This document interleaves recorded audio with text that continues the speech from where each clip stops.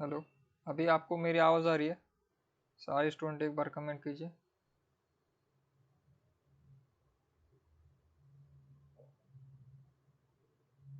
ठीक है, तो आज हमारे पेपर 1 की रिसर्च एप्टीट्यूड की चौथी क्लास है। आज जो है हम पढ़ेंगे के शोध के प्रकार, शोध का महत्व, शोध के सोपान। ठीक है, एक बार सभी स्टूडेंट जो है कमेंट कीजिए।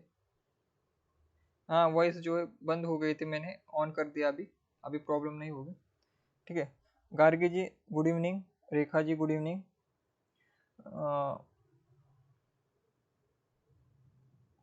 ठीक है, रेखा जी, गार्गी जी। क्राफ्ट कॉर्नर नए यूजर है। ठीक है, सभी को प्रणाम। आज पेपर 1 की रिसर्च एप्टीट्यूड की चौथी क्लास है और जहाँ तक कल पढ़ा था उसके आगे हम आज पढ़ेंगे। ठीक है,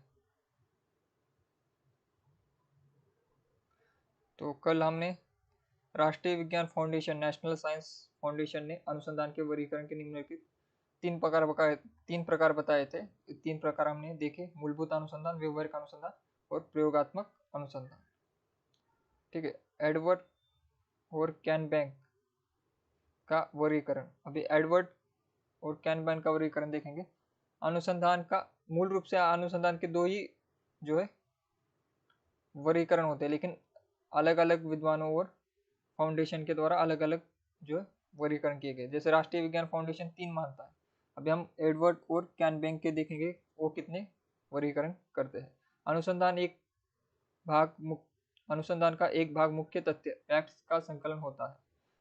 आधार सामग्री के अध्ययन और विश्लेषण द्वारा तथ्यों का संकलन और संयोजन किया जाता है। मानविकी और समाज विज्ञान से जुड़ी अनुसंधानों में किसी न किसी रूप में व्यक्तिगत प्रभाव लक्षित होता ही है, लेकिन शोधकर्ता विश्लेषणात्मक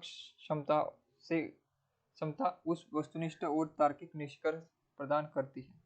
अनुसंधान एक विकासोन्मुख प्रत्यय है। इसकी प्रकृति गत्यात्मक यानी कि गतिशील है। दृष्टिकोण वैज्ञानिक है। विकास अभिसंचयी है तथा ज्ञान एवं विद्वत्ता का दिग्दर्शक है। इन सभी बातों को ध्यान में रखते हुए एडवर्ड तथा कैनबैक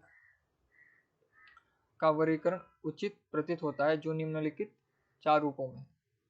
तो 4 प्रकार जो है एडवर्ड कितने बताते? 4 बताते।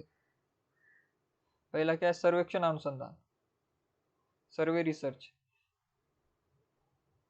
इस प्रकार के अनुसंधान का संबंध दो या दो से अधिक चरों से संबंधित घटनाओं के आंकड़ों का संकलन व वर्गीकरण से होता है, ताकि दो चरों के मध्य सहचरात्मक संबंधों को जाना जा सके। इस प्रकार के अनुसंधान का स्वरूप अन्वेषणात्मक रहता है।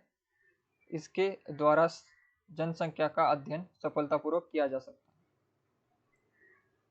ठीक है, इसमें दो चरों को लिया जाता है सर्वेक्षण में, और खास तौर पर जो जनसंख्या को अगर आप हमें मापना हो कि किसी देश में कितनी जनसंख्या है, फिर किसी गांव में कितनी जनसंख्या है, उसके लिए सर्वेक्षण अनुसंधान किया जाता है, सर्वे किया जाता है। आपको भी पता होगा, जैसे हर 10 साल के बाद सर्वे लोग जनसंख्या का जो है सर्वे होता है। उसमें आपके घर में आकर जो है गवर्नमेंट के जो ऑफिसर होते हैं आपसे पूछते हैं कि आपके घर में कितने लोग हैं, कितनी स्त्रियां हैं, कितने पुरुष है, कितने बच्चे हैं, कितने वृद्ध है, कितनों को नौकरी है, घर में एक क्या क्या सामान है, सारी बातें जो वो लिख कर ले लेते, जिसके कारण जो हम जब बजट बनाते हैं सरकार का हर साल में, उस आंकड़ों का ध्यान में रखते हुए हम बजट बनाते हैं किस किस तरफ जो ज़्यादा खर्च करना चाहिए। ठीक है, महिलाओं पर ज़्यादा खर्च करना है या बच्चों पर ज़्यादा खर्च करना है, गाँव पर ज़्यादा खर्च करना है, फिर शहर पर। ये सारे उसके फायदे अगर हम जनसंख्या का मापन करते हैं। ठीक है, तो सर्वे अनुसंधान में दो चरों को लिया जाता है, ये आपको याद रखना है। दो से अधिक चरों से संबंधित घटनाओं के आंकड़ों का संकलन किया जाता है। ठीक है, आंकड़े डाटा कलेक्ट किया जाता है, दो से अधिक चरों का समावेश उसमें होता है। इसके बाद प्रविधि अनुसंधान यानी कि टेक्निकल रिसर्च। इस प्रकार के अनुसंधान का संबंध अवलोकन, निरीक्षण विधि से संबंधित समस्याओं के समाधान से है। जब किसी चर के अवलोकन की एक या एक से अधिक विधियां उपलब्ध हो तो प्रविधि अनुसंधान इन विधियों का तुलनात्मक अध्ययन करके उसके गुण व कारकों के आधार पर प्रभावितता का स्पष्टीकरण करता है। ठीक है, इसके बाद है व्यवहारिक अनुसंधान, जो कि मैंने आपको कल भी पढ़ाया था। इस प्रकार के अनुसंधान द्वारा व्यवहारिक समस्याओं का समाधान प्रस्तुत किया जाता है। कल भी पढ़ाया था व्यवहारिक अनुसंधान में, जैसे मैंने बताया था कि कोरोना की जो वैक्सीन है वो किस में आएगी, व्यवहारिक अनुसंधान में आएगी, यानी कि ज्वलंत समस्या जहाँ पर होती है उसका जब समस्या का उपाय किया जाता है उसे ही व्यवहारिक अनुसंधान कहा जाता है। अगर किसी दैनिक समस्या के समाधान के लिए हमारे पास अनेक विधियां हो और हमें सर्वोत्तम विधि का चुनाव करना हो तो इस प्रकार का अनुसंधान उसमें सहायक होता है। समस्या समाधान पर आधारित जो है व्यवहारिक अनुसंधान होता है, आपको मैंने बताया था। इसके बाद है चौथा और आखिरी आलोचनात्मक अनुसंधान। इस प्रकार का अनुसंधान पूर्वधारणा पर आधारित होता है, जहां अनुसंधानकर्ता यह विचार करता है कि यदि यह अनुसंधान किया जाए तो कुछ विशेष ज्ञान की प्राप्ति होगी या कुछ नए तथ्य प्रकाश में आएंगे। ठीक है, अनुसंधान जो पूर्व धारणा पर आधारित क्यों होता है, यहाँ पर पूर्व धारणा क्या है,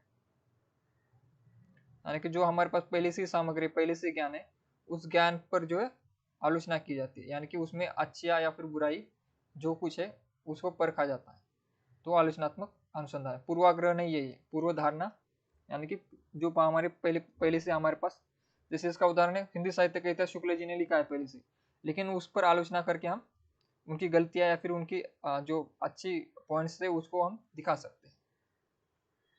ठीक है, तो इस प्रकार से आलोचनात्मक अनुसंधान होता है। तो ये 4 प्रकार के अनुसंधान बताए, किसने बताए हैं, एडवर्ड और कान बेंक, इन 2 विद्वानों ने जो है ये 4 वर्गीकरण बताए हैं।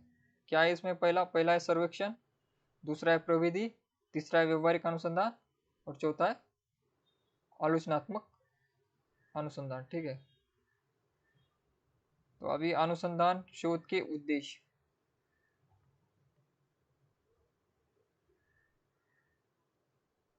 ठीक है, अभी उद्देश्य देखेंगे।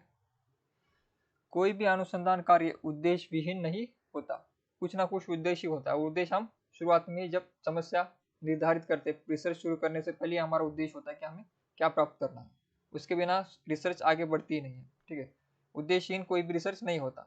शोध की परिकल्पना, हाइपोथेसिस या प्रस्तावना के साथ ही उसका उद्देश्य भी तय किया जाता है। ठीक है, मैंने जैसे कहा कि शुरुआत में ही करते हैं, यानी कि प्रस्तावना जब हम जिसका सिनॉप्सिस बनाते हैं, जैसे रिसर्च पीएचडी का अगर उदाहरण लिया जाए, तो जब हम सिनॉप्सिस बनाते हैं उसी में हम शोध का उद्देश्य भी एक आपको पॉइंट लिखना होता है। आपने सिनॉप्सिस देखा होगा तो उसमें लिखा होता है शोध का उद्देश्य क्या है, के साथ ही उसका उद्देश्य भी तय किया जाता है। अनुसंधानकर्ता द्वारा एक निश्चित निष्कर्ष की खोज उद्देश्य या मूल है। उद्देश्य नए निष्कर्ष तक पहुंचने के लिए प्रेरक कार्य करता है।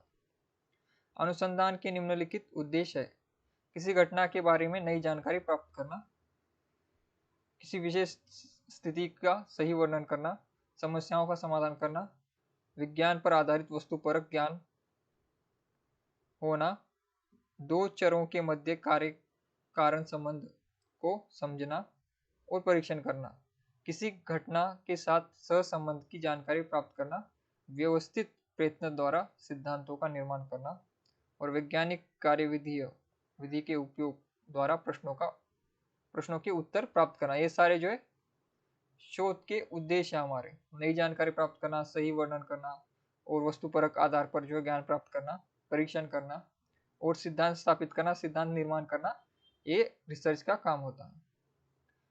अभी तो उद्देश्य पढ़ लिया, अभी महत्व क्या है, इससे इम्पैक्ट क्या पड़ेगा समाज पर, सोसाइटी पर, क्यों करते हैं हम रिसर्च। ठीक है, वैश्वीकरण के वर्तमान दौर में उच्च शिक्षा की सहज उपलब्धता तथा शिक्षण संस्थानों को शोध से अनिवार्य रूप से जोड़ने की नीति ने शोध के महत्व को बढ़ा दिया है। ठीक है, शोध के महत्व को बढ़ा दिया है। इसमें एक कारण तो ये कि अनिवार्यता बढ़ गई, पीएचडी के बिना जो आपको जॉब नहीं मिलती, ये भी बात है। इसी कारण जो है मैक्सिमम स्टूडेंट पीएचडी इसलिए करते हैं क्योंकि उनको जॉब चाहिए। इसी के कारण क्या होता है कि जिनको पीएचडी में कुछ रस नहीं है, कोई जो है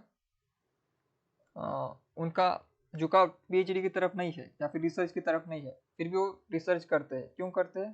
क्योंकि अनिवार्यता जोड़ी गई है। अनुसंधान को निम्नलिखित महत्व है: मानव समाज को नवीन ज्ञान एवं गति प्रदान करना। तो रिसर्च का पहला महत्व क्या है? ज्ञान प्राप्ति, नए ज्ञान। क्योंकि मैंने आपको जैसे बताया, रिसर्च में हमेशा नई जानकारी जोड़ी जाती है, पुरानी जानकारी नहीं। पुरानी जानकारी पर भी पुनर्लेखन करके उसमें नए तथ्य ढूंढे जाते हैं। तो ज्ञान हमेशा नया ही होता है रिसर्च में। तो ज्ञान प्राप्ति एक होती है। फिर एवं गति प्रदान करना, समाज को गति प्रदान करना और ज्ञान प्राप्त करना, यह हमारे महत्व है इसके। जीवन के उद्देश्य की प्राप्ति का सरल उपाय देना, यानी कि जीवन को और सरल बनाना रिसर्च का उद्देश्य होता है। तो ये सारे उद्देश्य आपको विज्ञान के अगर रिसर्च देखोगे तो आपको ये पॉइंट्स ठीक से समझ आएंगे। ज्ञान के विकास में सहायक होता है, ठीक है। और उद्देश्य प्राप्ति के लिए सर्वोत्तम क्रिया है। किसी उद्देश्य को प्राप्त करने के लिए रिसर्च एक अच्छा पर्याय होता है। सत्य ज्ञान की खोज करना, रिसर्च से हम सत्य जो है उसकी खोज करते हैं। प्रशासनिक व्यवस्था के सफल संचालन में सहायक होता है रिसर्च। रूढ़िगत विचारों एवं व्यवहारों में सुधार का मार्ग प्रस्तुत करता है, क्योंकि हम रिसर्च में रिसर्च करते हैं, यानी कि पुनः खोज करते हैं। इसलिए जो पहले से ही हमारे पास ज्ञान है उसमें हमेशा सुधार होता है। जो गलतियां हमारी त्रुटियां हैं वो कम होती जाती है। इसलिए रूढ़िगत विचारों व्यवहार में सुधार मार्ग का प्रस्तुत कौन करता है? रिसर्च। शिक्षक अध्यापक अनुसंधान के माध्यम से सैद्धांतिक एवं व्यवहारिक समस्याओं का समाधान कर प्रगति पथ पर प्रशस्त करता है। अनुसंधान जिज्ञासा से मूल प्रवृत्ति की संतुष्टि होती है। जिज्ञासा जो हमारी मानव की मूल प्रवृत्ति है, इसके संतुष्टि रिसर्च से होती है। व्यक्तित्व का बौद्धिक विकास भी होता है, यानी कि एक इंडिविजुअल जो रिसर्चर है उसका भी विकास होता है। और फिर पूर्वाग्रहों के निदान और निवारण में सहायक है, ठीक है। पूर्वाग्रह को छोड़ने के लिए रिसर्च एक अच्छा पर्याय, जिससे क्या आपका बौद्धिक विकास होगा। आगे बढ़ते हैं हम। कांचन जी गुड इवनिंग।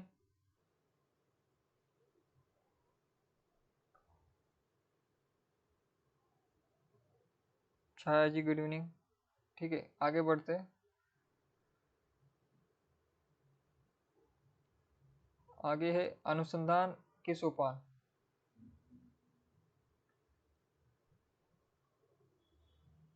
अनुसंधान यानी कि शोध। अनुसंधान एक क्रमिक प्रक्रिया है, सिस्टेमैटिक, क्रमिक, सिस्टेमैटिक। और क्रमिक जहां पर आता है वहां पर मैंने कहा था वैज्ञानिक पद्धति है, इसलिए क्रम जहां पर आता है वहां पर विज्ञान की प्रक्रिया होती है। अनुसंधान की प्रक्रिया कई क्रियाओं के परस्पर सम्मिलित होने से पूर्ण होती है। ये क्रियाएं एक दूसरे से जुड़ी होती है।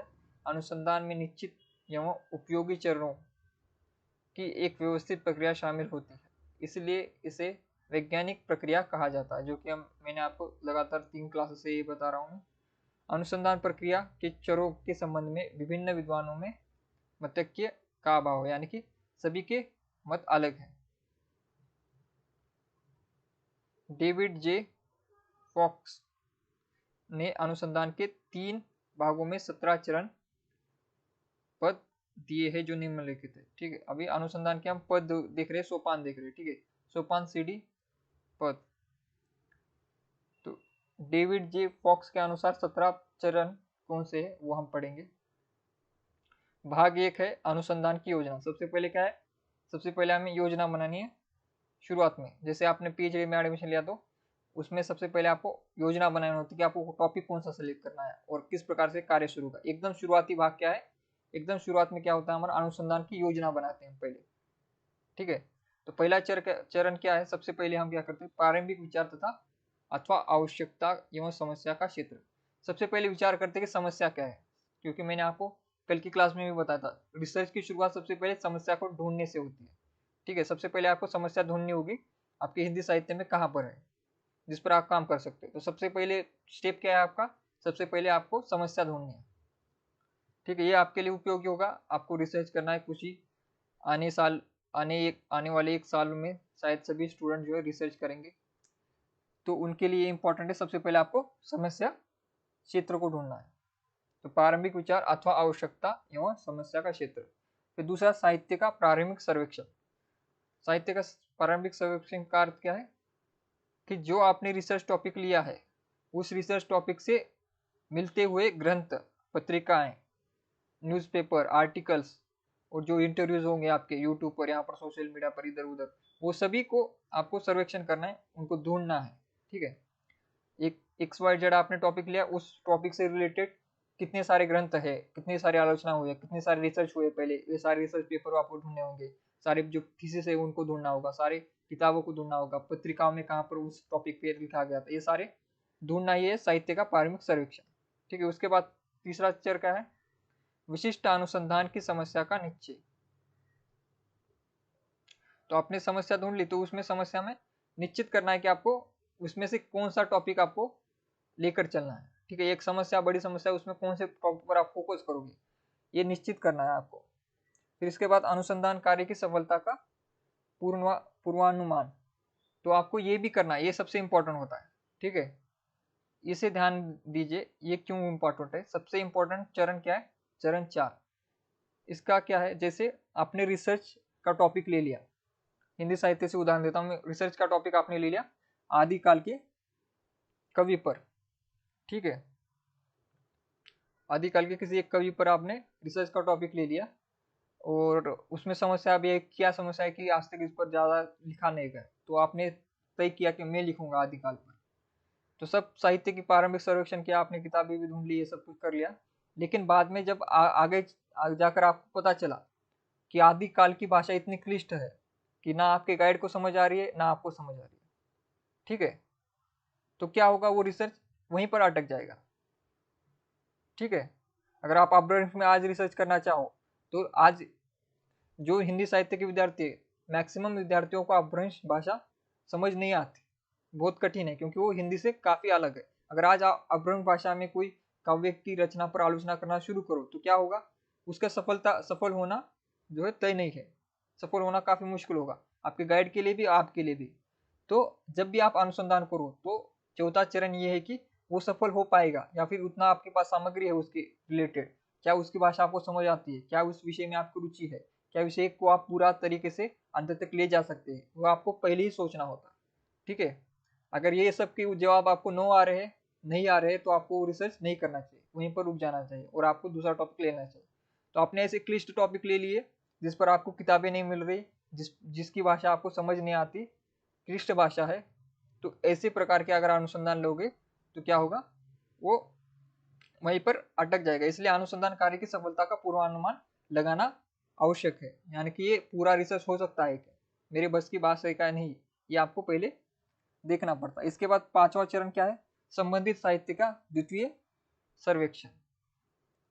तो फिर अभी फिर से जो आपको सर्वेक्षण करना, पहले तो आपने किया प्रारंभिक सर्वेक्षण में क्या है, छोटे मोटे जो है किताबें ढूंढ ली, लेकिन अभी इतने दिनों से आप इस पर रिसर्च कर रहे हो, ध्यान दे रहे हो, तो आपको नई किताबें धीरे धीरे मालूम होती शुरू हो जाएंगी कि इस पर इस विद्वान ने लिखा है, इस पर आज के वर्तमान में इस शहर में लिखा गया, या फिर इस राज्य में एक सर है जिसने इस पर हाल फिलहाल में एक रिसर्च की थी, या फिर इस राज्य में एक स्टूडेंट है जहाँ जिसने 2015 में उस पर एक थीसिस बनाया था। ऐसे आपको धीरे धीरे मालूम पड़ता जाएगा, जितना आप रिसर्च में जाओगे तो द्वितीय सर्वेक्षण करना भी इंपॉर्टेंट होता है। ठीक है, फिर से आपको खोजना है कि जितना आपके पास है उससे भी कुछ ज्यादा मिल सकता है क्या, वर्तमान समय में कोई इसी टॉपिक पर रिसर्च कर रहा है क्या, या फिर पिछले 10 सालों में इस पर कुछ कार्य हुआ है क्या नहीं। तो इसके लिए सबसे आसान तरीका क्या है, शोध गंगा जो हमारी वेबसाइट है भारत सरकार की, उस पर जाकर आप सर्च कर सकते हो कि आपके रिलेटेड टॉपिक पर आज तक कितने लोगों ने रिसर्च किया है। ठीक है, तो सेकंड रिव्यू आपको लेना है, सर्वेक्षण करना है। तो इसके बाद जो छठा चरण क्या है, अनुसंधान की प्रक्रिया का चयन। तो इसमें किस प्रकार प्रक्रिया का आप चयन करोगे, किस प्रकार के अनुसंधान होगा आपका, उसके उसके बारे में, उसमें इंटरव्यूज आएंगे, उसमें आलोचनात्मक पद्धति आप लोगे, विवरणात्मक पद्धति लोगे, इस सारी बातों को जो है आपको उसमें तय करना होगा। फिर अनुसंधान की परिकल्पना का निर्माण, हाइपोथेसिस बनाना पड़ता है, एक खास करके विज्ञान के विद्यार्थियों को बनाना पड़ता है, जब उनको कोई फॉर्मूला ढूंढना होगा तो पहले से वो हाइपोथेसिस बना लेते, परिकल्पना किस प्रकार से ये होगा। फिर आंकड़ों की प्राप्ति करने की विधियों का चयन, आंकड़ों यानी कि हमारे लिए आंकड़े क्या है, ये साइंस के लिए आंकड़े होते हैं, विज्ञान के लिए हमारे लिए क्या है, आंकड़ों की जगह ग्रंथ सामग्री, ठीक है, उनको प्राप्त करने की निश्चित विधियों को हमें प्रयोग करना होगा। विज्ञान के लिए, आर्ट्स के लिए नहीं है। फिर आंकड़ों का प्राप्ति करने के लिए उपकरणों का चुनाव अथवा निर्माण, ठीक है, ये ज्यादातर साइंस के लिए, लेकिन हमारे लिए कैसा होगा, आपको आंकड़े प्राप्त करने हैं, यानी कि आपको डाटा कलेक्ट करना। डाटा तो हमारे पास अंकों में नहीं होगा, हमारे पास डाटा किससे आएगा, किताबों से, ग्रंथों से, पत्रिकाओं से, इंटरव्यू से, किसी, इस सारे आंकड़ों को प्राप्त करने के लिए आपको किस प्रकार के उपाय करने हैं, वो सब कुछ आपको डिसाइड करना होगा। फिर आंकड़ों के विश्लेषण की योजना तैयार करना, ये सारे साइंस से रिलेटेड है। फिर आंकड़ों को एकत्रित करने की योजना बनाना। फिर जनसंख्या तथा न्याय दर्ज का निश्चय करना, सैंपल को लेना, ये सब कुछ साइंस के लिए है, ठीक है। एक छोटे समूह पर पूर्व अध्ययन एवं कठिनाइयां का ज्ञान प्राप्त करना, ये 13 चरण पहले भाग में है, ठीक है। भाग 1 में अनुसंधान की योजना इस प्रकार से बनती है। इसमें से जो है साहित्य के विद्यार्थियों के लिए चरण 1 से लेकर जो है चरण 6 तक इम्पोर्टेंट है, ठीक है। बाकी जो है इसके नीचे वाले विज्ञान के विद्यार्थियों के लिए। फिर अनुसंधान योजना का क्रियान्वयन, फिर आपको इसके बाद आपको एक्शन लेना होगा, आंकड़ों का संग्रह करना होगा, यानी कि जो भी आंकड़ों की जगह यहाँ पर क्या है हमारे लिए, साहित्यिक ग्रंथ जो भी आपने जमा किए उसको संग्रह करना है। फिर उसका विश्लेषण करना है कि आपने जो लिया है उसका, उसमें से कौन सा टॉपिक है जो कि आपके काम के लिए आएगा, उसको आपको रिसर्च में डालना होगा, लिखना होगा, ठीक है। फिर अनुसंधान प्रतिवेदन तैयार करना, ये सारे जो है क्रियान्वयन में आते। फिर भाग 3 क्या है, प्राप्त निष्कर्ष का उपयोग। चरण 17 प्राप्त निष्कर्षों का प्रचार तथा क्रियान्वित करने पर बल देना, यानी कि जो आपको निष्कर्ष प्राप्त हुए, जो आपको रिजल्ट प्राप्त हुआ, उसको क्रियान्वयन यानी कि एक्शन में लेने पर जोर देना, ये सब कुछ हो गए इनके, ठीक है। किसके ये डेविड जे फॉक्स ने ये अनुसंधान की योजना बनाई, इस प्रकार से अनुसंधान होता है। ये किसका मानना है, डेविड जे फॉक्स का। अभी दूसरे विद्वानों का हम पढ़ेंगे। अन्य शिक्षाविदों व मनोवैज्ञानिकों द्वारा अनुसंधान शोध के निम्न चरण बताए गए। अभी नॉर्मल ये मोटे तौर पर क्या है, सबसे पहले शोध विषय का चुनाव करना, शोध समस्या को जानने के लिए क्षेत्र का सर्वेक्षण करना, यानी कि जिस जिस टॉपिक पर आप कर रहे हो उस टॉपिक से रिलेटेड जो क्षेत्र है, जैसे विज्ञान के विद्यार्थी के लिए होता है, जैसे वो किसी एक गांव के ऊपर उनकी जनसंख्या के ऊपर वो रिसर्च करना चाहता है, तो उसे उस गांव में विजिट करना होगा, वहां पर उनकी जनसंख्या को देखना होगा, क्या क्या समस्या है, किस प्रकार से जनता है, कितने लड़कियां कितने लड़के, ये सारे सब कुछ क्षेत्र सर्वेक्षण आता है उसमें। फिर संदर्भ ग्रंथ सूची का निर्माण करना, संदर्भ ग्रंथ यानी कि आज से पहले इस पर क्या क्या लिखा गया उसको जमा करना। फिर समस्या को परिभाषित करना या फिर निर्माण करना, तो जो समस्या उसको परिभाषित करना होगा कि क्या समस्या है, आपको उसकी व्याख्या तैयार करनी होगी। तो समस्या के तत्वों का विभेदीकरण का रूपरेखा निर्माण करना, तो उसमें आपको पॉइंट बाय पॉइंट उसको सुलझाना होगा, जो उलझा हुआ टॉपिक है उसको सुलझाना होगा। फिर आंकड़ों से प्रत्यक्ष या अप्रत्यक्ष संबंधों के आधार पर समस्या के तत्वों का वर्गीकरण करना।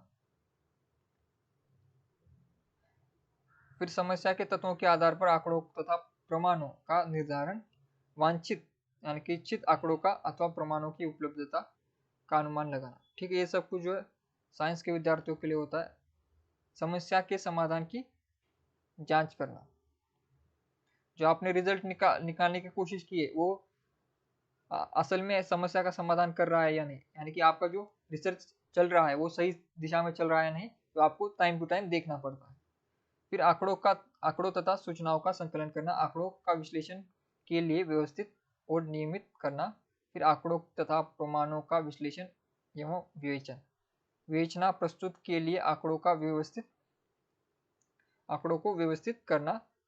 उद्धरणों तथा संदर्भ का चयन एवं प्रयोग करना। उदाहरण देना, उदाहरण किससे देते हैं हम, किसी ग्रंथ से देते हैं जो पुराने ग्रंथ है। जैसे आप हिंदी साहित्य के इतिहास पर कर रहे हो तो इससे पहले बच्चन ने लिखा है या फिर शुक्ल ने लिखा, उनके उदाहरण आप देकर जो है संदर्भ दे सकते हो कि इतिहास में इस प्रकार से हिंदी साहित्य का इतिहास आगे बढ़ा। फिर वस्तु शोध प्रस्तुतिकरण के स्वरूप और शैली को विकसित करना, किस प्रकार का स्वरूप होगा और किस प्रकार की शैली बने, यानी कि ब्लूप्रिंट बनाना, ये सब कुछ जो है किसने दिया है, शिक्षाविदों और मनोवैज्ञानिकों ने इस प्रकार से दिया है कि इस प्रकार से रिसर्च होती है। इसके बाद है अध्ययन समस्या का निर्धारण, शोध प्रारूप तय करना, निर्देशन की योजना, आंकड़ों का संकलन करना, आंकड़ों का विश्लेषण, संपादन, संकेत और सारणीकरण, प्रतिवेदन तैयार करना।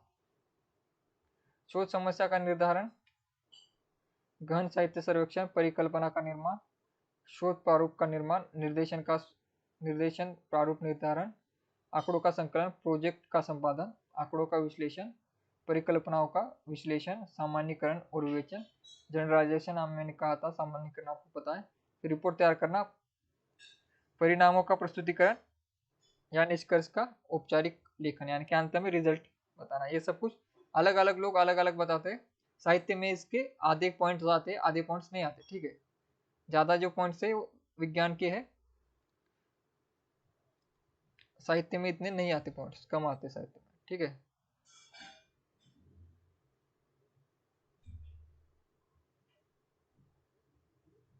तो यहाँ पर नया पॉइंट है, सामान्यतः अनुसंधान प्रक्रिया के 6 चरण माने जाते हैं।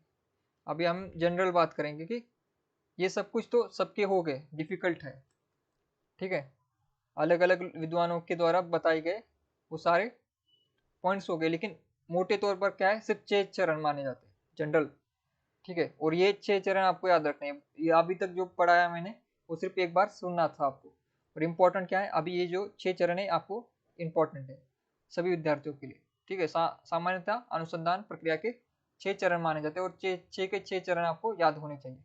पहला चरण क्या है, समस्या का चयन करना या निर्धारण करना। मैंने आपको बार बार बताया कि रिसर्च समस्या से शुरू होती है, आपको समस्या का चयन करना, जब आप समस्या का चयन करते हो वहीं से रिसर्च शुरू होती है। पहला स्टेप समस्या का चयन करना ही है, ठीक है, क्योंकि आपको इंटरव्यू में पूछा जाए तो आपको इसका आंसर आना चाहिए, ठीक है। परीक्षा की दृष्टि से और इंटरव्यू की दृष्टि से ये इंपॉर्टेंट टॉपिक है। फिर अनुसंधान में सर्वप्रथम समस्या की पहचान या चयन किया जाता है और समस्या से संबंधित चरों का अध्ययन किया जाता है, ठीक है। फिर दूसरा क्या है, परिकल्पना का निर्माण। समस्या के पहचान के बाद उसके सभी संभावित समाधानों के लिए परिकल्पना की जाती है। यह शोध के विकास का उद्देश्य आधार भी है। अनुसंधान प्रक्रिया के चरों के बाद परिकल्पना के बारे में विशेष तौर पर बताया जाता है। तो परिकल्पना आपको बनानी है, एक माइंड में जो खाका बनाना है आपको, ठीक है, क्योंकि विज्ञान के लिए परिकल्पना इंपॉर्टेंट है। साहित्य के विद्यार्थी परिकल्पना की जगह क्या करेंगे, तो आपने समस्या ढूंढ ली तो उसके बाद आप एक ब्लूप्रिंट तैयार करेंगे किस प्रकार से क्या होगा, ठीक है। शोध प्रारूप से पहले ही एक आपके माइंड में एक परिकल्पना होनी चाहिए कि इस प्रकार से मेरा शोध आगे बढ़ेगा, ये मैं टॉपिक लूंगा, ये सारे विषय होंगे उसमें, ठीक है। क्योंकि परिकल्पना हाइपोथेसिस साइंस में आता है, आर्ट्स में नहीं आता। इसके बाद क्या होता है हमारा सीधा शोध प्रारूप या शोध अभिकल्प का विकास करना, यानी कि आप पीएचडी में जो सिनॉप्सिस बनाते हैं उसी की बात की जा रही है यहाँ पर। प्रारूप क्या होता है, सिनॉप्सिस होता है। उसमें क्या परिकल्पनाओं के रूप में समस्या के सुझाव समाधान पर पहुंचने की कोशिश की जाती है। इसके शोध विधि तथा प्रविधियों के माध्यम से तथ्यों का परीक्षण किया जाता है। इसमें आंकड़ों के संकलन और विश्लेषण के प्रत्येक स्तर के लिए एक ढांचा फ्रेमवर्क बनाया जाता है। अनुसंधान के अभिकल्प के बारे में आगे विस्तार से बताया गया, ठीक है। फिर आंकड़ों प्रदत्तों का एकत्रीकरण। यहाँ पर आंकड़ों प्रदत्त की जगह पर हमारा क्या है, साहित्य में जो है ग्रंथों का एकत्रीकरण, ठीक है। और जो भी आप इंट्रोड्यूस लोगे ये सब कुछ अभी पत्र पत्रिकाओं से लोगे वही हमारे लिए आंकड़े हैं। परिकल्पना से संबंधित प्रदत्तों आंकड़ों का संग्रह करना, ये चौथा पॉइंट होगा। फिर आंकड़ों प्रदत्तों का विश्लेषण करना। फिर जो आपके पास ग्रंथ ये सब कुछ सामग्री जुटा ली उसके बाद उसका विश्लेषण करना है आपको, ठीक है। उसको लेकर उसमें से जो पॉइंट्स है हाईलाइट वो आपको लिखने होंगे, ठीक है। और अंत में क्या है, सामान्यीकरण तथा निष्कर्ष निकालना, यानी कि अंत में आपको रिजल्ट देना है जो आपका रिसर्च था उसका समस्या थी, उसका निदान आपने किया है, उसका उपचार आपने किया है, ये आपको अंत में बताना होता है। ठीक है, तो छठा पॉइंट वही है। तो आंकड़ों प्रदत्तों के विश्लेषण की पुनरावृत्ति होने पर वे सामान्य नियम या सिद्धांत के रूप में स्थापित हो जाते हैं, यानी कि आपको अंत में रिजल्ट निकालना है इसका, जो भी आपने रिसर्च किया। इस प्रकार से 6 जो है हमारे अनुसंधान इस प्रकार से चलता है। सबसे पहले आपको समस्या चेंज करना है, फिर आपको एक खाका बनाना है आपके दिमाग में किस प्रकार से आपकी रिसर्च चलेगी, फिर आपको सिनॉप्सिस बनाना है, फिर आपको उस सिनॉप्सिस के साथ जो है आपको रिसर्च के लिए आपको सारे ग्रंथ जुटाने हैं, फिर उसको लिखना है। 5वें पॉइंट में क्या है, उसको लिखना है सबको, आपको थीसिस लिखना है पूरा, और अंत में उसका निष्कर्ष निकालना है। इस प्रकार से रिसर्च होती है साहित्य में। ठीक है, अभी हम परिकल्पना का अर्थ समझेंगे। मैंने आपको परी का अर्थ बताया था, परी का अर्थ मुझे बताया क्या है। परी का अर्थ होता है सोनपरी। ठीक है, मुझे जल्दी बताइए, मैं आता हूँ तब तक आप परी का मुझे अर्थ बताइए।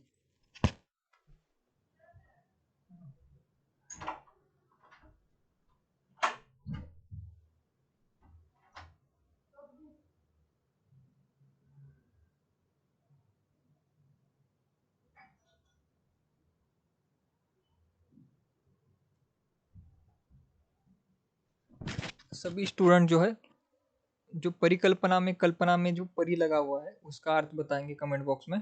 ठीक है, प्रश्न आपको समझ आ गया। जो परिकल्पना में परी है उसका मैंने कल अर्थ बताया था, उसका सबको कमेंट करना है, जितने भी स्टूडेंट हैं। 10 स्टूडेंट लाइव है, तो 10 के 10 स्टूडेंट का जो मुझे कमेंट आना चाहिए। ठीक है, जल्दी से उत्तर दीजिए, उसके बाद ही हम आगे बढ़ेंगे। ठीक है, मुझे परिकल्पना में जो परी लगा हुआ है उसका अर्थ सबको बताना है। देखिए यहाँ पर नीचे ही अर्थ है इसका। ठीक है, चारों ओर।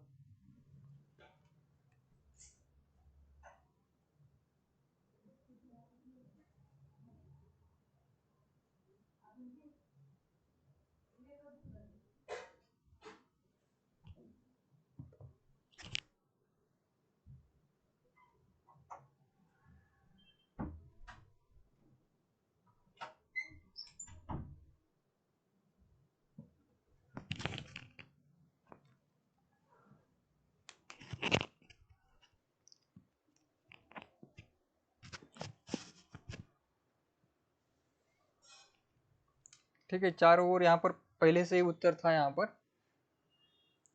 परी, मैंने सिर्फ परी का प्रश्न पूछा था। परी का अर्थ होता है जहाँ पर परी लगता है, जैसे पर्यावरण होता है, ये जो परी लगता है इसका अर्थ होता है चारों ओर। अरे पर्यावरण यानी कि हमारा जो चारों ओर जो हमारा आवरण है, इसी को हम पर्यावरण कहते हैं। ठीक है, पर्यावरण शब्द परिकल्पना शब्द उसी से बना है। ठीक है, जहाँ पर परी लग के आता है शब्द, उनका अर्थ होता है चारों ओर, यानी कल्पना चारों ओर से जहाँ कल्पना की जाती है।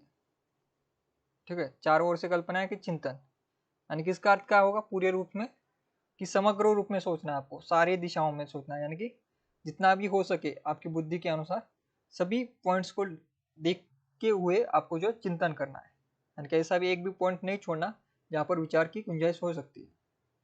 ठीक है, यानी कि माइंड को पूरा खोल कर, माइंड के सारे दीवारें खिड़की खोल कर जब आप विचार करते हो, उसी को कहा जाता है परिकल्पना।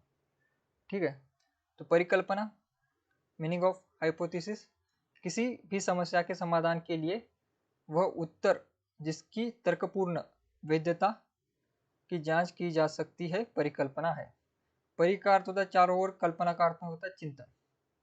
यहाँ पर जो कल्पना है वो जो साहित्य की कल्पना है हमारी, वो वाली कल्पना नहीं है, ये आपको याद रखना है पहली बात। तो हमारे जो साहित्य में कल्पना होती है उसका अर्थ है, यहाँ पर जो कल्पना है इसका अर्थ है चिंतन करना। ठीक है, तो साहित्य वाली जो कल्पना है हमारी, जहाँ पर हम मुक्त रूप से सोचते हैं, जो कि सच भी हो सकता है झूठ भी हो सकता है। ठीक है, तो वो वाली कल्पना यहाँ नहीं है। यहाँ पर जो कल्पना है उसका तर्कपूर्ण उत्तर होना चाहिए, वैधता होनी चाहिए। ठीक है, विश्वसनीयता उसमें होनी चाहिए, वैधता होनी चाहिए, विश्वसनीयता होनी चाहिए, वैज्ञानिक रूप से मान्य होने चाहिए। ठीक है, वो वाली कल्पना है यहाँ पर, विज्ञान की कल्पना है, कला की कल्पना नहीं है। ठीक है, जहाँ पर आप विवेकपूर्ण बुद्धि का प्रयोग करते हुए कल्पना करते हो और आपके जो रिसर्च टॉपिक है उसके संदर्भित विचार करते हो, तो वो आती है परिकल्पना। ठीक है, परिकल्पना अनुसंधान समस्या से संबंधित समस्त संभावित समाधानों पर विचार करना है। इस प्रकार समस्या चयन के पश्चात परिकल्पना अनुसंधान का दूसरा महत्वपूर्ण स्तंभ होता है। ठीक है, ये सबसे ज्यादा जो है परिकल्पना प्रयोग की जाती है विज्ञान में, साहित्य में इसका प्रयोग कम होता है परिकल्पना का। ठीक है, क्योंकि हमारा गद्य होता है उसमें ही हम उत्तर ढूंढ लेते हैं, परिकल्पना करने की ज्यादा आवश्यकता नहीं पड़ती। ठीक है,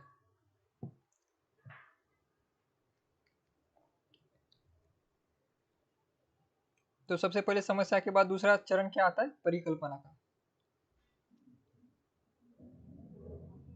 तो कर्लिंगर की व्याख्या है, परिकल्पना दो या दो से अधिक चरों के मध्य संबंधों का कथन है। ठीक है, दो चर यानी कि दो बातें हैं आपकी, उसके बीच में आपको संबंध ढूंढना है। जैसे आपने इसका मैं आपको हिंदी साहित्य से उदाहरण देता हूँ जिससे आपको जल्दी समझ आएगा, क्योंकि साहित्य के विद्यार्थी है। तो इसमें क्या है, दो चर, जैसे हमने स्त्री विमर्श पर रिसर्च करना शुरू किया, हमारे विद्यार्थी ज्यादातर फीमेल्स है, तो इस पर हम स्त्री वाला ही एक उदाहरण लेते हैं। स्त्री विमर्श पर आपने रिसर्च का टॉपिक लिया है और आपके दो चर क्या है, एक चर है समाज और दूसरा चर क्या है, स्त्री। ठीक है, ठीक है, तो समाज का स्त्री पर क्या प्रभाव पड़ता है ये सोचना। ठीक है, तो यहाँ पर परिकल्पना दो या दो से अधिक चरों के मध्य संबंध का कथन, यानी कि समाज के द्वारा स्त्रियों पर क्या अत्याचार होता है, फिर स्त्रियों को क्या मिलता है समाज के द्वारा, या फिर स्त्रियां समाज के लिए क्या करती है। ठीक है, समाज के लिए स्त्रियों का क्या योगदान है और समाज स्त्रियों की तरफ समाज का क्या दृष्टिकोण है। ठीक है, ये दो दो चर हो गए, उनके दोनों में हमने संबंध जोड़ा। ठीक है, क्योंकि अगर आप स्त्री विमर्श अगर लिखना शुरू कर दोगे रिसर्च, तो उसमें आपको समाज को लाना ही होगा, क्योंकि बिना समाज के आप स्त्री विमर्श नहीं लिख सकते। तो दो इंपॉर्टेंट चर क्या है स्त्री विमर्श में, समाज और स्त्री, और इन दोनों के बीच में आप संबंध जोड़ते हो, कल्पना करते हो, परिकल्पना करते हो। ठीक है, यहाँ पर परिकल्पना जो है वैज्ञानिक दृष्टिकोण है। ठीक है, इमेजिनेशन नहीं है। ठीक है, यहाँ पर ये जो कल्पना है, इमेजिनेशन जो हम कहते हैं साहित्य में जो होती है वो इमेजिनेशन होती है, लेकिन शोध में जो होती है वो बुद्धि से रिलेटेड होती है, तर्क से रिलेटेड होती है। ठीक है, तर्कपूर्ण, जो कि आपके विषय से जुड़ा हुआ हो। ठीक है, तो यहाँ पर आपने ये समझ लिया दो चरों के बीच में कैसे संबंध स्थापित करना होता है, परिकल्पना कैसे करनी है। ठीक है, समाज का स्त्रियों पर क्या प्रभाव पड़ता है और स्त्री का समाज पर क्या प्रभाव पड़ता है, इन दोनों के मध्य क्या संबंध है, ये आप जब आप रिसर्च में लिखोगे तो ये परिकल्पना द्वारा ही आप पूर्ण कर सकते हो। ठीक है, तो इस प्रकार के अनेक चर जो है आप लेकर जो है रिसर्च करते हो। तो आगे बढ़ते हैं हम। आगे है जॉन डब्ल्यू बेस्ट। परिकल्पना एक विचारपूर्ण कथन है जिसका प्रतिपादन किया जाता है और अस्थायी रूप में उसे सही मान लिया जाता है और निरीक्षण प्रदत्तों के आधार पर, तथ्यों पर तथा परिस्थितियों के आधार पर व्याख्या की जाती है, जो आगे शोध कार्य को निर्देशन देता है। ठीक है, बेस्ट की व्याख्या की जगह आप जो है इनकी व्याख्या लीजिए, इनकी व्याख्या सरल और आसान है, जो कि समझने के लिए काफी है। ठीक है, तो आपने परिकल्पना देख समझी किस प्रकार से परिकल्पना को आप प्रयोग कर सकते हो साहित्य में। ठीक है, इसमें कोई डाउट होगा तो आप कमेंट कीजिए। अभी परिकल्पना का महत्व क्या है, वान डेलिन के अनुसार परिकल्पना का अनुसंधान में निम्नलिखित महत्व है। तो हम परिकल्पना क्यों लेते हैं रिसर्च में, उसके महत्व हम पढ़ेंगे। पहले परिकल्पना तथ्यों को सार्थकता को निर्धारित करता है, यानी कि परिकल्पना हम क्यों करते हैं रिसर्च में, क्योंकि हमारे पास उत्तर नहीं है अभी, लेकिन उत्तर तक संभावित उत्तर ये हो सकता है, इसे खोजने के लिए परिकल्पना का आधार लिया जाता है, क्योंकि हमारे पास उत्तर नहीं होता। क्योंकि अगर उत्तर हमारे पास होता तो रिसर्च क्यों करते। ठीक है, उत्तर हमारे पास नहीं है, लेकिन उत्तर ढूंढने के लिए हम क्या करते, गेस करते। परिकल्पना में गेस आती है। जैसे इसका उदाहरण आप जैसे देखिए कि आप जो है एक बड़े से रूम में फंसे हुए हैं, वहां पर जो है 3 दरवाजे हैं। ठीक है, तो आप क्या इसमें गेस करोगे कि कोई एक दरवाजे से मुझे बाहर निकलने के लिए रास्ता मिल सकता है। ठीक है, तो आप सभी दरवाजे ट्राई करते हो। तो यही काम जो आप रिसर्च में करते हो तो उसे परिकल्पना कहा जाता है।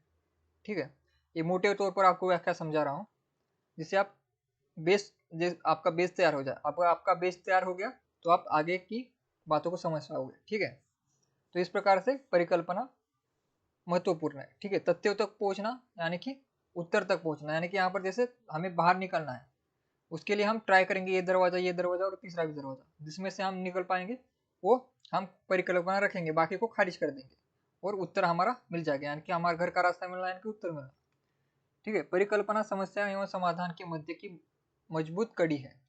ठीक है, समस्या और समाधान कैसे, जैसे इसी उदाहरण को लीजिए, जैसे आपको घर पहुंचना है, इस बिल्डिंग में आप बंद हो, तो आपकी परिकल्पना क्या है, ए बी सी, ये 2 और ये 3, यही आपकी परिकल्पना है कि एक तो मैं इससे बाहर निकल सकता हूँ, इससे या फिर इससे, किसी में से एक सही है। तो ये क्या है, समस्या आपकी क्या है कि आपको घर में जाना है, समस्या समाधान होगा आप जब यहाँ से निकल जाओगे। लेकिन परिकल्पना क्या है, ये 3 दरवाजे हैं, तो इन तीनों को ट्राई करेंगे आप, यानी कि तीनों परिकल्पनाओं को ट्राई करेंगे, इसमें से एक उत्तर आपको मिल जाएगा। ठीक है, इसलिए समस्या और समाधान का बीच की कड़ी कौन सी है, परिकल्पना। समस्या के समाधान के लिए हमें हाइपोथेसिस करना पड़ता है कि क्या ये इसका उत्तर हो सकता है, क्या ये इसका उत्तर हो सकता है, इस प्रकार से। ठीक है, इसलिए समाधान तक पहुंचने के लिए क्या करना पड़ता है, परिकल्पना। यह समस्या को समाधान तक पहुंचाती है। परिकल्पना समस्या का सीमांकन करती है। ठीक है, सीमांकन करती है यानी कि उसको एक निर्धारित करते कि इसकी सीमा में होगा। जैसे कि हमें परिकल्पना की कि इस तीनों दरवाजे के अंदर में ही एक दरवाजा होगा जिससे हम बाहर निकल पाएंगे, तो सीमित हो गया ना कि 3 ही दरवाजे हमारे पास, इसी में से कुछ ना कुछ उत्तर नहीं मिलेगा, इसमें से दरवाजा मिलेगा। ठीक है, इसलिए सीमांकित करती है। परिकल्पना अनुसंधान की संपूर्ण कार्य रेखा को प्रदर्शित करती है। परिकल्पना क्या, अनुसंधान हमारा किस प्रकार से होगा, किस प्रकार से रिसर्च चलेगी, उसको प्रदर्शित करती है। परिकल्पना प्रदत्तों यानी कि डाटा के संकलन का आधार प्रस्तुत करती है। परिकल्पना नवीन अनुसंधान का मार्ग प्रशस्त करती है। परिकल्पना समुचित एवं प्रभावी उपकरणों के चयन में सहायक होती है, क्योंकि हम परिकल्पना करेंगे तो उसी के बाद ही हम आगे बढ़ सकते हैं। ठीक है, जैसे कि यहाँ पर वही उदाहरण लेते हैं, जैसे आपको परिकल्पना की कि इन तीनों दरवाजे में से एक दरवाजा से आप घर लौट सकते हो, तो आपने परिकल्पना की कि मैं तीनों दरवाजे जो है देखूंगा, तो इसी के बाद आपने कुछ तैयारी की कि मैं हथौड़ा लूंगा या फिर कुछ ऐसा हथियार लूंगा जिससे ये दरवाजा तोड़ पाऊँ, तो इसकी आगे की आपकी प्रोसेस शुरू हो गई। अगर आपने परिकल्पना ही ना की होती तो ये सारी प्रोसेस होती ही नहीं। ठीक है, तो इसलिए नवीन अनुसंधान के मार्ग को प्रशस्त करता है और परिकल्पना समुचित एवं प्रभावित उपकरणों का चयन करने में सहायक होता है। यानी कि जैसे परिकल्पना की कि 3 दरवाजे होंगे, तो सहायक सामग्री क्या होगी, हमारी हथौड़ा, ये सब कुछ जो जो भी तोड़ने के लिए लगेगा दरवाजा, तो ये उपकरण यहाँ पर वही रिसर्च में जो आपके रिसर्च के उपकरण होंगे, आपके ग्रंथ होंगे, आपके न्यूज़पेपर मैगजीन, ये सब कुछ होगी। ठीक है,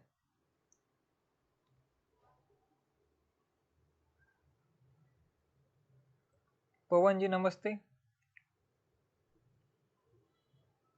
ठीक है, परिकल्पना में किसी को डाउट नहीं है, एक बार कमेंट कीजिए किसी को परिकल्पना में डाउट हो तो। किसी को परिकल्पना में डाउट होगा तो कमेंट कीजिए, मैं कमेंट देख रहा हूँ।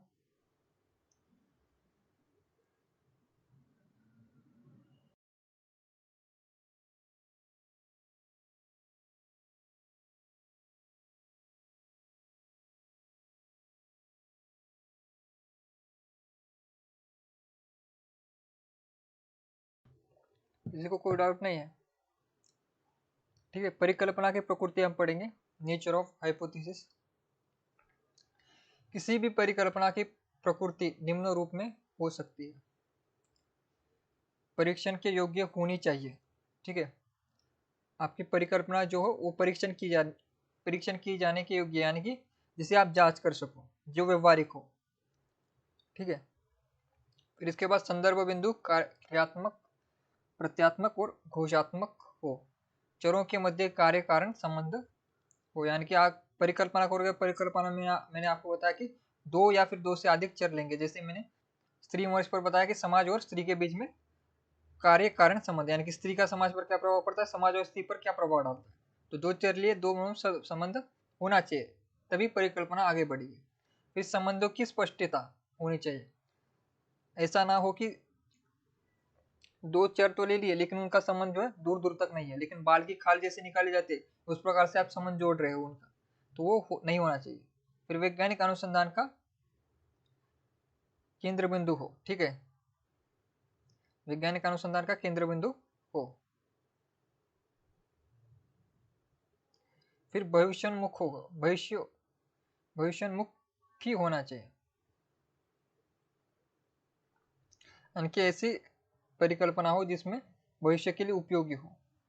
फिर इससे शोध प्रश्नों का स्पष्ट उत्तर मिलना चाहिए, यानी कि जो हमारे प्रश्न है, हमारी जो समस्या है उसके उत्तर इन परिकल्पनाओं से मिलनी चाहिए। अगर नहीं उत्तर मिल रहे तो वो परिकल्पना को आपको खारिज करना होगा और दूसरी परिकल्पना लेनी होगी, ठीक है।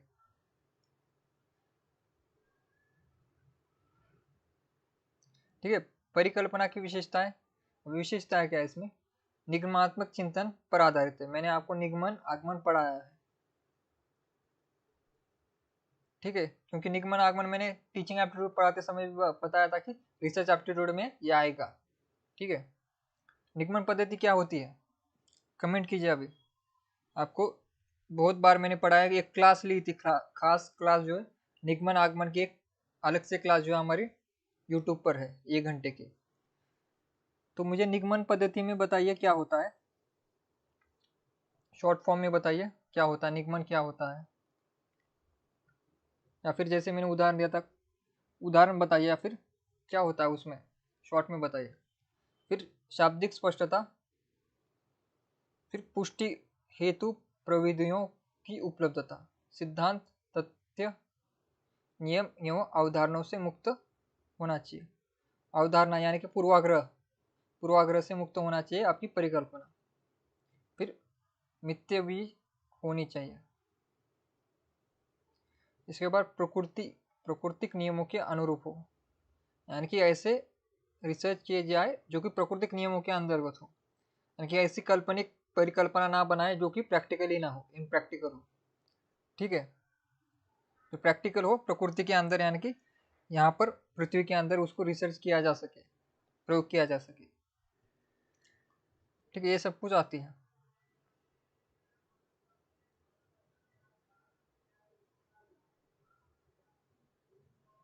मैं निगमन पद्धति के बारे में पूछ रहा हूँ, निगमन पद्धति क्या होती है। निगमन पद्धति में सिद्धांत पहले से सिद्धांत होता है और उसका जो है हम उससे हम उत्तर निकालते हैं, सिद्धांत पहले से होता है। जैसे कि मैंने निगमन पद्धति का उदाहरण दिया था, दुनिया की सभी गायें दूध देती है, ये क्या है, सिद्धांत है।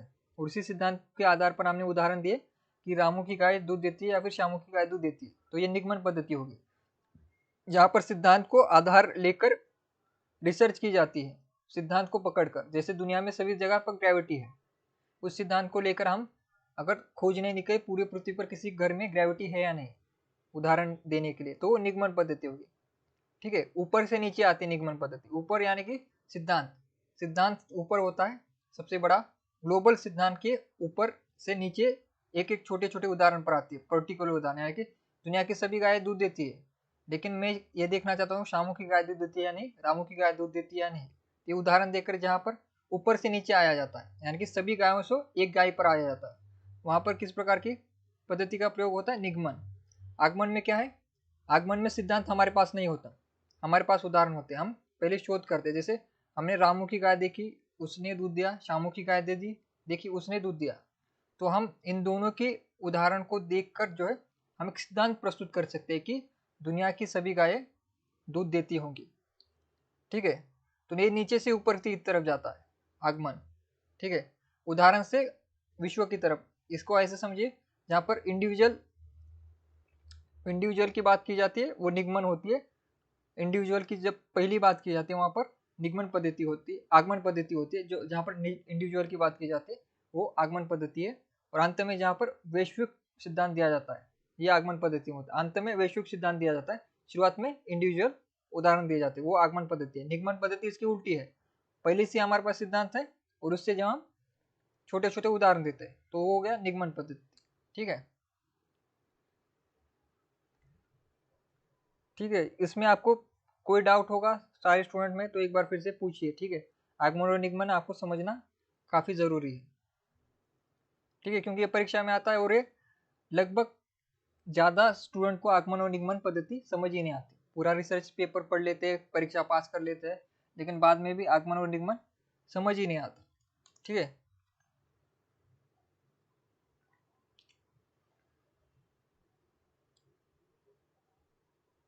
और ऐसा ना हो अभी समझ आ गया और 2 दिन के बाद पूछा जाए तो भूल गए। क्योंकि जैसे कि मैंने आपको पहले भी आगमन और निगमन पढ़ाया था, लेकिन आप फिर से भूल गए।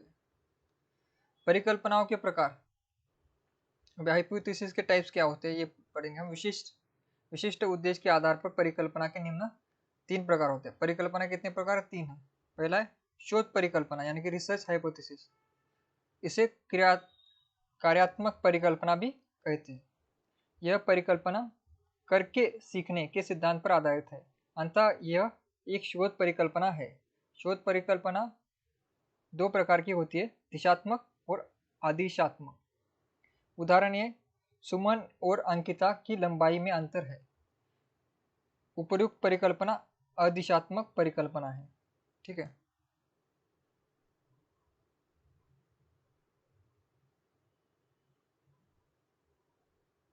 और आगे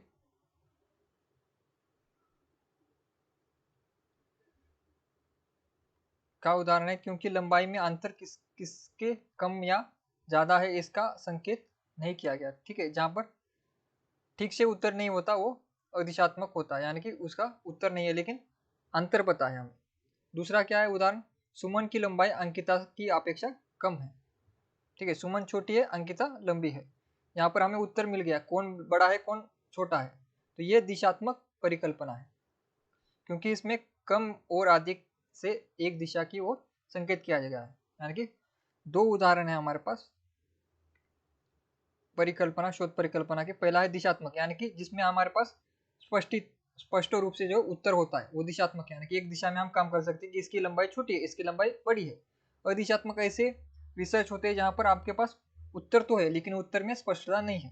ठीक है, इसलिए आप आगे उसकी दिशा में बढ़ नहीं सकते कि किस कौन छोटा है कौन मोटा है, तो इसमें आप आगे बढ़ ही नहीं सकते रिसर्च में। ठीक है, तो ये 2 प्रकार की शोध परिकल्पना होती है। ठीक है, इसमें कोई डाउट नहीं होना चाहिए, छोटी सी बात है। फिर शून्य परिकल्पना, नल हाइपोथेसिस, ये बार बार प्रश्न पूछा जाता है इस पर। ठीक है, शून्य परिकल्पना का प्रयोग काफी ज्यादा किया जाता है रिसर्च में। इस परिकल्पना के मध्य से अनुसंधान करता यानी कि रिसर्चर चरों के बीच कोई अंतर नहीं होने के संबंध का उल्लेख करते हैं। इस परिकल्पना का उपयोग केवल सांख्यिकीय की सार्थकता के परीक्षण के लिए किया जाता है। इसे सामान्य भाषा में नल परिकल्पना अथवा रद्द परिकल्पना भी कहते हैं। इसमें चरों के बीच कोई भिन्नता नहीं होती है। एनोवा एनोवा परीक्षण इसी से जुड़ा हुआ है। इसके उदाहरण हम देखेंगे। विज्ञान वर्ग के छात्रों की बुद्धि लब्धि आईक्यू यानी एवं कला वर्ग के छात्रों की बुद्धि लब्धि आईक्यू में कोई अंतर नहीं है। इस प्रकार के जहां पर उदाहरण होते हैं वो नल हाइपोथेसिस होता है, यानी कि जहां पर 2 हमने चर लिए हैं और 2 चर, पहला चर क्या है विज्ञान के विद्यार्थी पहला चर है, चर 1 क्या है विज्ञान के विद्यार्थी चर 1, चर 2 क्या है कला के विद्यार्थी चर 2 है। और उन दोनों में जहां पर साम्यता आती है वहां पर नल हाइपोथेसिस प्रयोग किया जाता है। तो आप कहेंगे कि दोनों समान है, तो इस नल हाइपोथेसिस लेना ही क्यों है? इसलिए लेना है कि हमें साम्यता बतानी है, विज्ञान और कला समान है ये बताने के लिए हम नल हाइपोथेसिस का प्रयोग कर सकते हैं। ठीक है, तो जहां पर आप ये प्रश्न पूछ सकते हैं कि दोनों ही समान है तो रिसर्च ही क्यों करना है? इसलिए करना है कि ये साबित करना है कि दोनों समान है। ठीक है, जहां पर 2 चरों को समान रूप से है, जैसे हमें बताना हो कि भारत की जनसंख्या में जो समस्या आ रही है वही चीन में आ रही है, तो दोनों के हमने नमूने इकट्ठा किए, दोनों की समस्या इकट्ठा की और दोनों की दिखाया कि देखिए यहाँ पर भी वही समस्या आ रही है बेरोजगार की, वहां पर भी वही समस्या आ रही है। और इस प्रकार से जो है हमने नल हाइपोथेसिस प्रयोग किया और बताया कि दोनों ही समान है। ठीक है, तो दोनों को एक जैसे उपाय खोजने होंगे। तो जहां पर इस प्रकार की रिसर्च की जाती है जिससे हम बता सके कि दोनों में साम्यता है, दोनों को जोड़ने का काम। ठीक है, तो इस प्रकार के रिसर्च करके अलग अलग प्रकार से इस प्रकार की रिसर्च किए जाते हैं जिसका अलग अलग प्रकार से उपयोग किया जा सकता है। एक उदाहरण मैंने आपको भारत चीन का दिया, एक उदाहरण विज्ञान और कला का यहाँ पर लिखा हुआ है। ठीक है, और एक उदाहरण है, एक संख्यात्मक अभिक्षमता परीक्षण में पुरुष तथा महिला विद्यार्थी एक समान प्रदर्शन करते हैं। ये सारे किसके उदाहरण है? नल हाइपोथेसिस के। ठीक है, यानी कि शून्य परिकल्पना, जहां पर दो चरों के बीच साम्यता आती है उसे नल हाइपोथेसिस या फिर शून्य परिकल्पना कहा जाता है। और सबसे इंपॉर्टेंट और सबसे प्रसिद्ध जो है यही है परिकल्पना, इसी पर प्रश्न पूछे जाएंगे। उपरोक्त दोनों उदाहरण शून्य परिकल्पना नल हाइपोथेसिस से संबंधित है। अंततः क्या है, X A is equal to X B, यानी कि ये भी इसके बराबर है, परिकल्पना को संतुष्ट करता है। ठीक है, इसके बाद तीसरी है सांख्यिकीय परिकल्पना। ठीक है, नल हाइपोथेसिस में किसी को कोई डाउट नहीं है क्योंकि इंपॉर्टेंट वही है। एक बार मुझे कमेंट कीजिए, नल हाइपोथेसिस में किसी को डाउट है?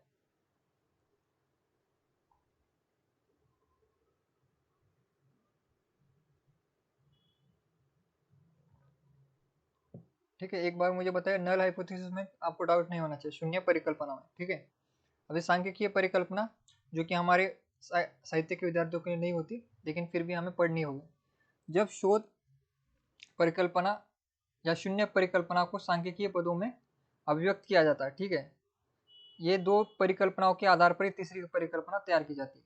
ठीक है, ये दो परिकल्पना सारे लोग यूज करते हैं लेकिन ये जो है सांख्यिकीय मैथ के लोग यूज करते हैं। ठीक है, जहाँ पर गणितों का संबंध हो, यानी कि इंजीनियरिंग ये सब कुछ जो फील्ड है तो वहाँ पर ये यूज की जाती है। सांख्यिकीय पदों में अभिव्यक्त किया जाता है तो उसे सांख्यिकीय परिकल्पना कहते हैं। सांख्यिकीय परिकल्पना को सांख्यिकीय पदों में व्यक्त करने के लिए विशेष संकेतों का प्रयोग किया जाता है। ठीक है, यदि शोध या सांख्यिकीय परिकल्पना यह है कि समूह क बुद्धि लब्धि यानी कि आईक्यू समूह ख से श्रेष्ठ है तो इसकी सांख्यिकीय परिकल्पना H1 तथा H0 के पदों में निम्नानुसार होगी। ठीक है, H1 कौन है? क वर्ग है, फिर वहां पर इज इक्वल टू x1 और xb। H यानी कि यहाँ पर ये आईक्यू की बात की जा रही है, आईक्यू उसमें क्या है, क वर्ग की आईक्यू बड़ी है और ख वर्ग की कम है, इसलिए यहाँ पर ये चिन्ह दिए, सांख्यिकीय चिन्ह दिया गया कि ये बड़े है ये छोटा है। ठीक है, और उसी का दूसरा उदाहरण है, आईक्यू है ये बड़ा है और ये छोटा है, और जीरो यानी कि नल है। ठीक है, नल हाइपोथेसिस के लिए जीरो यूज किया जाता है।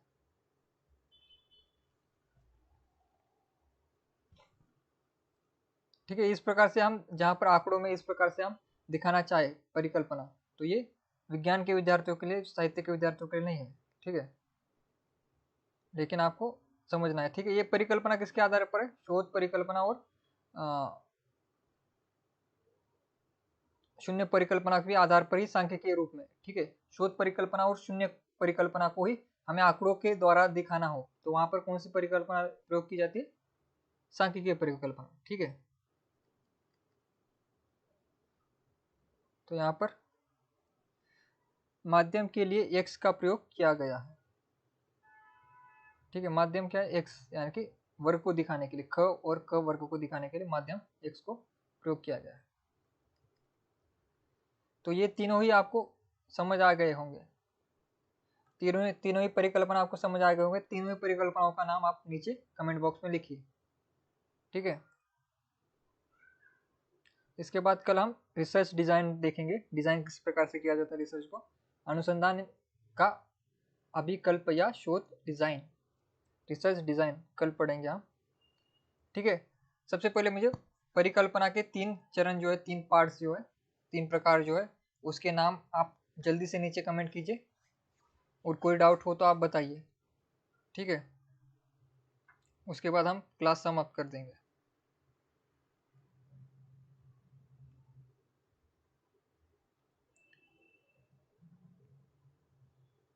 शून्य परिकल्पना बतानी है आपको, शून्य परिकल्पना। ठीक है, शून्य परिकल्पना ज़्यादा इम्पोर्टेंट है और आसान भी है, आसान भी है।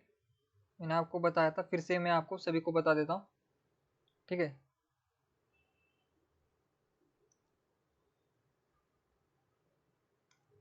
तो मैं पेज लेकर हमारे उदाहरण देकर ही, सिंपल उदाहरण देकर ही आपको बताता हूँ शून्य परिकल्पना क्या है, ठीक है।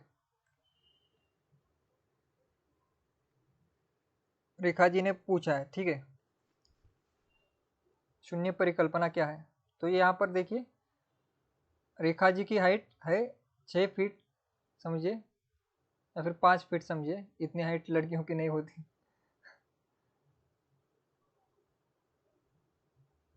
ठीक है।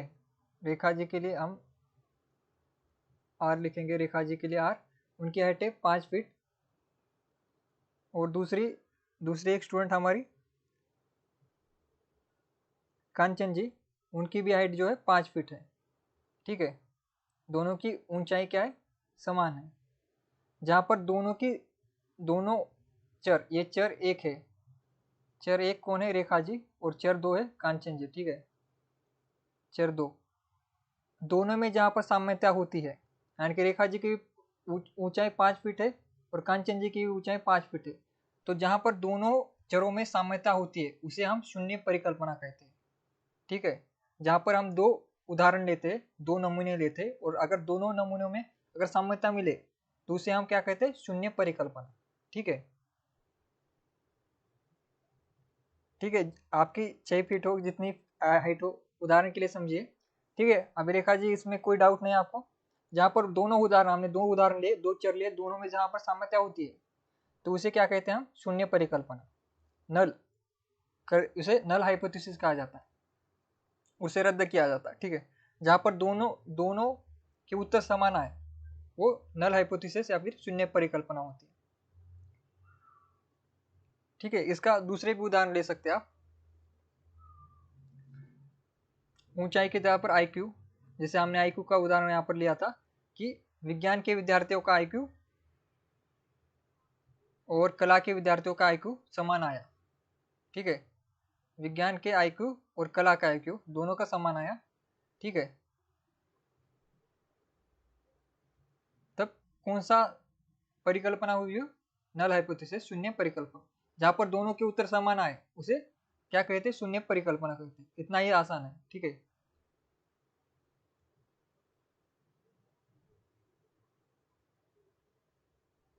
ठीक है, शून्य परिकल्पना क्या है, जहां पर दोनों के उत्तर एक ही आते हैं, ठीक है। एक बार हम व्याख्या पढ़ेंगे फिर से।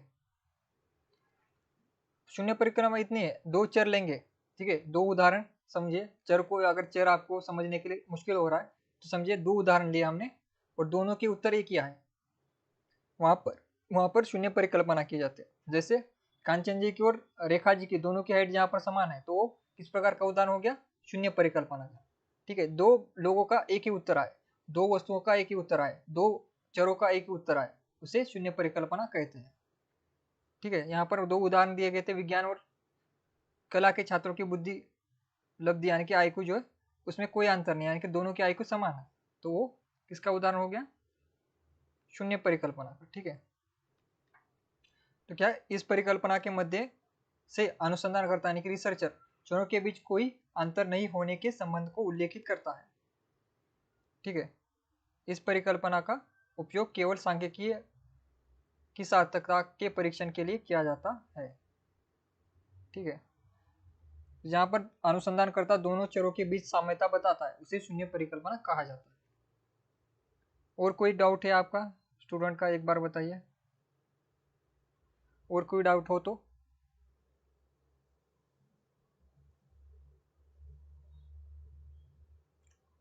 ठीक है, और कोई डाउट है।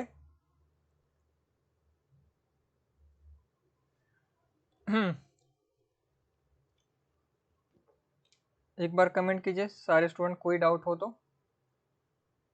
और मैंने जो प्रश्न पूछा था उसका उत्तर दीजिए। परिकल्पना के तीन तीन जो भाग है, तीन प्रकार है, वो जल्दी से कमेंट कीजिए। जितने स्टूडेंट है क्लास में, सभी के सभी स्टूडेंट, परिकल्पना के जो तीन भाग है, प्रकार है, अभी पढ़े हैं हमने, तीनों के उत्तर दीजिए। तीन कौन से प्रकार है परिकल्पना के। जी गार्गी जी, शून्य परिकल्पना समझ आ गई, लेकिन मेरे प्रश्न का भी उत्तर दीजिए। वो तीन कौन सी परिकल्पना के प्रकार है जो हमने अभी पढ़े? ये परीक्षा में पूछा जाएगा, परिकल्पना के कितने प्रकार है। ठीक है, चार ऑप्शन दिए जाएंगे, उसमें से तीन सही होगा, एक गलत होगा। ठीक है, तो परिकल्पना के जो तीन प्रकार है जल्दी से कमेंट कीजिए। ठीक है, पूरा वाक्य लिखने की भी जरूरत नहीं है आपको, आधा आधा लिख दीजिए शुरुआत का और कमेंट कर दीजिए। ठीक है, शॉर्टकट में लिखकर कमेंट कीजिए। तीन प्रकार है परिकल्पना के, तीनों के प्रकार उत्तर दीजिए, फिर क्लास हम समाप्त करेंगे। ठीक है, किसी का डाउट नहीं है, लेकिन मुझे उत्तर तो दीजिए परिकल्पना के तीन प्रकार।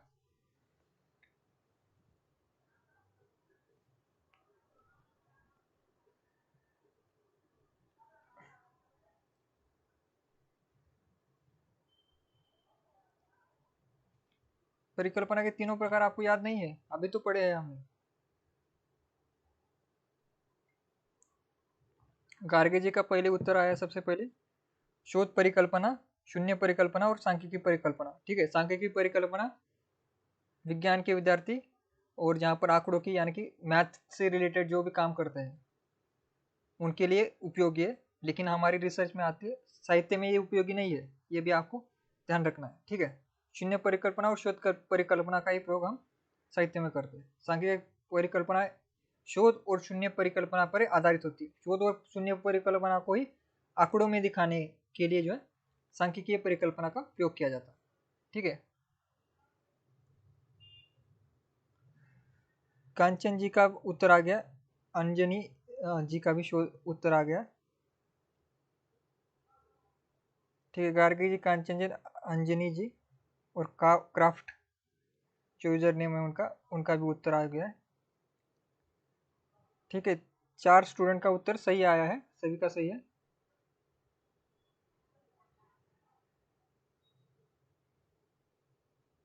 ठीक है, सभी का उत्तर सही है। बाकी कोई स्टूडेंट उत्तर देगा? चार स्टूडेंट ने दिए, अभी दो तीन स्टूडेंट है जो कि उत्तर नहीं दे रहे। कुछ स्टूडेंट ऐसे होते हैं कि जो खामोश होते हैं, सिर्फ पढ़ने आते हैं, तो उनसे भी थोड़ा निवेदन है कि कम से कम जब प्रश्न पूछा जाए तब आप कमेंट कीजिए, बाकी टाइम पर आप कमेंट नहीं कीजिए, लेकिन जब प्रश्न पूछा जाए तो थोड़ा सा कमेंट कीजिए, जिससे आपको भी याद रहेगा। ठीक है, कमेंट करने से याद रह जाता है कि क्लास में जो है एक बार मैंने कमेंट किया था, इससे परीक्षा में याद आ जाता है। ठीक है, तो एक बार सभी स्टूडेंट क्लास खत्म होने के बाद कमेंट कीजिए। आज की सुबह की क्लास में भी कमेंट नहीं आए हैं, और शाम की क्लास में तो हमारे स्टूडेंट कम है पेपर वन के, तो जितने भी स्टूडेंट है लाइव जो रेगुलर देखते हैं वो एक बार कमेंट कीजिए। ठीक है, तो सभी का धन्यवाद जितने स्टूडेंट जुड़े। आज की क्लास यहीं पर समाप्त होती है।